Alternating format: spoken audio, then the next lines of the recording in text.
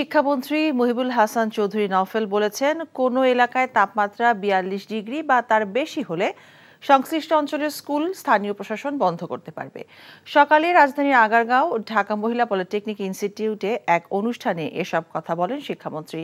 তিনি বলেন, কোনো একটি নির্দিষ্ট এলাকার তাপমাত্রার জন্য সারা দেশের সব শিক্ষা প্রতিষ্ঠান বন্ধ যৌক্তিক নয়। তবে কোথাও যদি তাপমাত্রা অসহনীয় হয়, সেখানে জেলা প্রাথমিক শিক্ষা কর্মকর্তা এবং মাধ্যমিক শিক্ষা কর্মকর্তারা আঞ্চলিক পর্যায়ে আলোচনা করে সেখানকার শিক্ষা প্রতিষ্ঠান বন্ধ রাখতে পারবেন।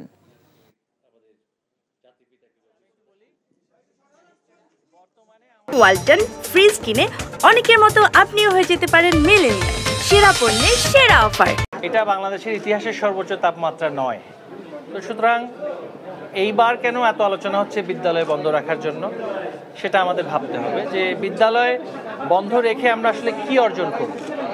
তার মানে কি এই শিক্ষার্থীরা কি ঘরে থাকবে, সেটাও তো আমরা দেখছি না। আর এই মুহূর্তে আমাদের আবহাওয়া অধিদপ্তরের যে পূর্বাভাস, রাজধানী ঢাকার যে তাপমাত্রা, সেটার সাথে তো আমি সারা দেশের তাপমাত্রা মেলাতে পারি না।